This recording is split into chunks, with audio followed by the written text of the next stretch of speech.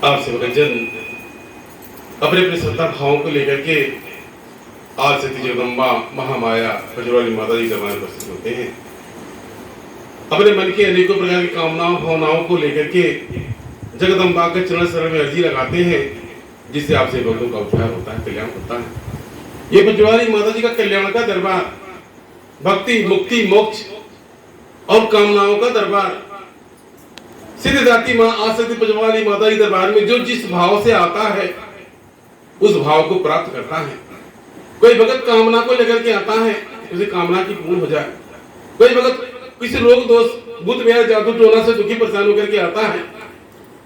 कुछ भगत बजरंगी माता जी के चरण शरण में लेकर के भक्ति मुक्ति और मोक्ष और कल्याण प्राप्त करने के लिए आते हैं।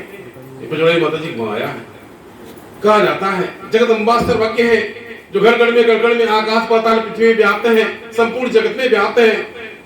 जगदम्बा कहे, जगदम्बा की दया की कृपा से ये पूरा संसार पूरा ब्रह्मांड चलायमान है।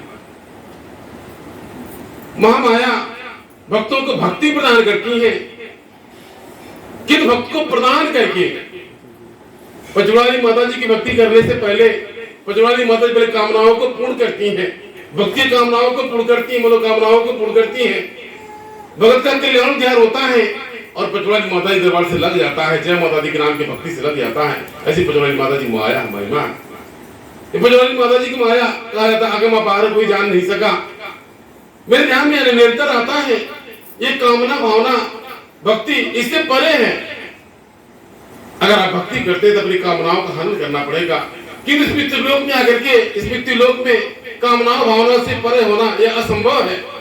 फिर मुझे विदित होता है जब स्वयं जगदम्बा महामाया माता भुवनेश्वरी का रूप धारण करके तीनों तिथियों को मणिद्वीप का दर्शन कराया, तीनों तिथियों का नामकरण किया और इस मृत्यु लोक का संरचना रचने के लिए ब्रह्मा विष्णु और शिव को मृत्यु लोक में भेजा और तीनों तिथियों अपने कार्य में लग गए। इसके उपरांत जगदम्बा ने महामाया ने उनके साथ में भेजा, क्योंकि परमपिता ब्रह्मा को ज्ञान की आवश्यकता थी, इसलिए माता ने जगदम्बा ने स्वस्ति रूप ज्ञान का भंडार उनको प्रदान किया। श्री विष्णु को धन माया की आवश्यकता थी, जगदम्बा ने महामाया ने अपनी कृपा से अपनी दया से अपनी शक्ति से एक शक्ति माता लक्ष्मी को प्रकट करके उनको साथ दिया, क्योंकि श्री विष्णु सबको आहार प्रदान करते हैं, उनको धन माया की आवश्यकता थी। जगदम्बा महामाया की कृपा से महामाया लक्ष्मी को उनको प्रदान कर दिया गया। कहा आया है सो जाएगा, राजा रंग कर फकीर हर एक दिन चला जाएगा। उसी प्रकार से जो भी धरती पर आता उसको संहार करने के लिए जगदम्बा ने महामाया भगवान शिव को प्रकाली रूप का प्रदान किया और तीनों त्रिदेव अपने सहचरणियों के साथ में अपने अपने कार्य में संलग्न हो गए। जगदम्बा ने विदा करते समय तीनों त्रिदेवों को वचन दिया कि जाओ अपने अपने कार्य में लग जाओ।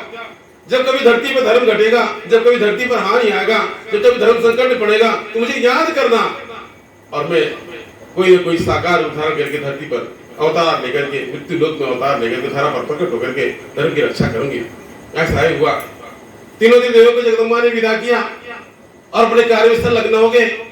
काफी दिन व्यतीत हो गया, किंतु श्री विष्णु जी को जगदम्बा की बड़ी याद आती, निरंतर याद आता, क्योंकि आपको कथा में श्रवण कराया गया होगा कि किस प्रकार से जब बड़ी द्वीप के द्वार पर पहुंचते हैं तीनों त्रिदेव वो अपने आप से अनभिज्ञ है, मैं कौन, मेरा नाम क्या है, मेरा पहचान क्या, मेरा स्थान क्या है।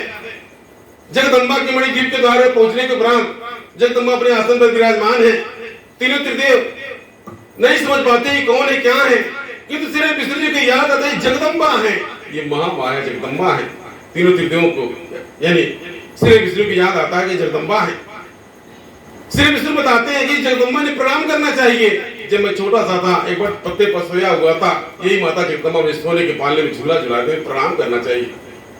यही सर्वप्रथम श्री विष्णु जी ने जगदम्बा को पहचाना और तीनों त्रिदेवों ने प्रणाम किया। उस द्वार पर बैठ करके अलग जगह है, इसके उपरांत जगदम्बा ने तीनों का नामकरण किया और अपने कार्य में भेज दिया। किंतु श्री विष्णु को जगदम्बा के अंदर याद आता, उनके मन में यही आता कि वह जगदम्बा का पूरा दर्शन हो जाता। काफी दिन व्यतीत हो गया, उन्हें नारद जी को बुलाया कि मेरी इच्छा होती है कि जगदम्बा पुनः एक बार दर्शन दे और हम दर्शन को पा करके अपने जीवन को धन्य करे, मेरी बड़ी इच्छा हो रही, ध्यान बन रहा है।